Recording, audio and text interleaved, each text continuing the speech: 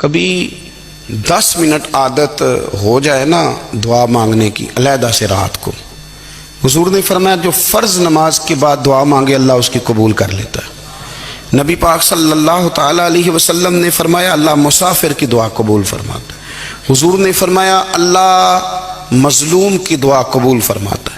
حضور نے فرمایا بیمار سے دعا کراؤ اللہ اس کی دعا قبول فرماتا ہے۔ میرے نبی پاک نے فرمایا ماں باپ جب بھی اولاد کے لیے ہاتھ اٹھائیں، ویسے تو بلے شاہ تو آسمانی اٹھ دیا ہی پھڑ دیں، جڑا گھر بیٹھا انہوں بڑھیا ہی نہیں۔ حضور فرمانے لگے ماں باپ جب بھی اولاد کے لیے دعا فرمائیں اللہ ان کی دعا کو قبول کرتا ہے۔ آپ اپنا تعلق بنائیں دعا کے ساتھ، عبادت کے ساتھ، مصلی کے ساتھ رشتہ بنائیں، استغفار پڑھیں۔ صلاح الدین ایوبی صلیبی جنگوں میں تھے، رات کو مسجد اقصیٰ میں نماز پڑھی تو پریشان تھے۔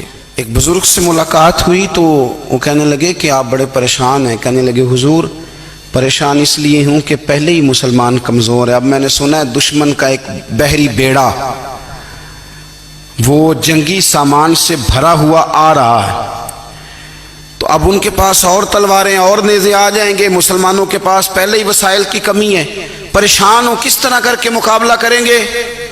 یہ بات کہتے ہی صلاح الدین ایوبی نے بزرگوں سے کہا حضور آپ بھی دعا کرنا، دعا کی بڑی طاقت ہے۔ میرے نبی پاک نے فرمایا دعا مومن کا ہتھیار ہے، دعا مومن کا حضور نے فرمایا تقدیر کو سوائے دعا کے کوئی چیز نہیں بدل سکتی۔ دعا مومن کا ہتھیار ہے، یہ کافر کے پاس کوئی نہیں، یہ ہتھیار ہے مومن کا۔ اللہ کرے آپ کو سمجھ آئے، پھر سنیں کئی بار کہہ چکا ہوں یہ ہتھیار ہے۔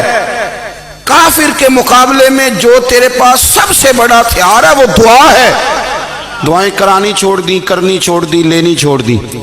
حضرت سیدنا انس بن مالک رضی اللہ تعالیٰ عنہ فرمایا کرتے تھے میں نے وہ رنگ دیکھا ہے جب حضور دعا مانگتے تھے اور حضور کی مقدس آنکھوں میں آنسو بھی ساتھ ہی بہا کرتے تھے، میں نے وہ انداز دیکھا ہے۔ تو صلاح الدین ایوبی بزرگ سے کہنے لگے آپ بھی دعا کیجئے، اور خود رونے لگے اور سر سجدے میں رکھ کے رونے لگے، اور عشاء سے لے کر فجر تک روئے، خوب روئے۔ صبح وہ بزرگ آئے تو صلاح الدین ایوبی کا خوبصورت اور ہنستا ہوا چہرہ دیکھا، کہنے لگے آپ بڑے خوش ہیں، رات تو میں نے بڑے روتے ہوئے دیکھا تھا۔ تو کہنے لگے حضور وہ جو بحری بیڑا آ رہا تھا نا وہ پانی میں ڈوب گیا ہے، اب وہ نہیں آ رہا، ابھی خبر آئی ہے تو میں بڑا خوش ہوں۔ بزرگ کہنے لگے اوٹ سینے سے لگ اور سن ایک بات، وہ بحری بیڑا پانی میں نہیں ڈوبا، وہ تیرے آنسوؤں میں ڈوب گیا ہے۔ وہ جو تو رات رویا ہے نا رب کریم کی بارگاہ میں تو وہ ڈوب گیا ہے۔ بھائی اپنا مصلی کا، عبادت کا، وظائف کا، اللہ کا سلسلہ اس کو مضبوط کرے، اپنی دعاؤں کے تعلق کو مضبوط کرے۔ دعائیں بڑے انقلاب برپا کر دیتی ہیں۔ ہم تھوڑے نا جب سے خشک ہوئے ہیں نا، خشک، اور میری تو جماعت ہی صوفیاء کی جماعت تھی، ہم تو داتا علی اجمیری کی جماعت سے، ہم تو خواجہ اجمیری کی جماعت سے، ہم تو شیخ احمد فاروق سرہندی کی جماعت سے، ہم تو صوفیاء کی جماعت۔ ہماری جماعت نے بھی وہ تعلق جو ہمارے بزرگوں نے بنایا تھا۔ بزرگ اللہ کے قریب کیسے جاتا ہے؟ تو ہمارے یہاں نا بہت سارے لوگ کہتے ہیں جی نظر ہو گئی تو کام ہو گیا۔ بھائی جو بخاری مسلم میں طریقہ ہے نا اللہ کا قرب پانے کا وہ تو نفل ہے۔ نبی کریم علیہ السلام نے فرمایا بندہ نفلوں کے ذریعے رب کے قریب جاتا ہے، اور اتنا قریب جاتا ہے کہ پھر اللہ اس کی زبان بن جاتا ہے، اللہ اس کی آنکھیں بن جاتا ہے، کان بن جاتا ہے، ہاتھ اور پیر بن جاتا ہے۔ تو یہ تو عبادت ہے، یہ تو اللہ کی بارگاہ کی حاضری ہے جو آپ کو اللہ کے قریب کرے گی۔ تو نماز کو اہمیت دے کے ادا کریں، نمازیں موبائل بند کر کے ادا کریں۔ لیکن نا کچھ لوگ کہتے ہیں مجھے ٹائم نہیں ملتا نماز کا، تو میں کہتا ہوں یہ آپ نے بڑی جرت کی بات کی ہے۔ مجھے کو میرا پیر بھائی کہہ دینا میرے پاس ٹائم نہیں آپ کو ملنے کا، تو میں کہتا ہوں آج کے بعد آنا ہی نہ۔ میں تو کیا سمجھتا ہے تو بہت بڑا آدمی ہے، تیرے پر ٹائم نہیں ہے اور ہمیں ملنے کا ٹائم، موج کر۔ تو آپ نے اللہ رسول کو کہہ دیا ٹائم نہیں۔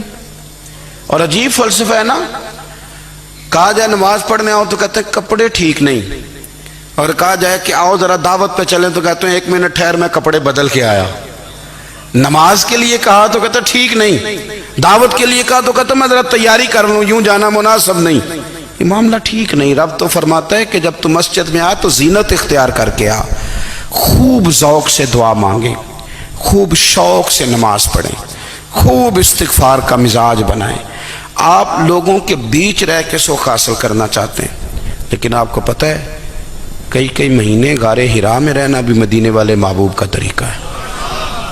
ہر سال اعتکاف بیٹھنا الگ سے، یہ بھی حضور کا طریقہ ہے۔ مسجد نبوی کے اندر دروازہ کھلتا تھا نبی کریم کا، پر گھر کے اندر نفل پڑھے نبی پاک، اور حضور فرماتے ہیں کچھ نفل نماز گھر میں بھی پڑھا کرو، گھر کو قبرستان نہ بناؤ، ہمارا گھر اللہ کے ذکر سے آباد ہوگا۔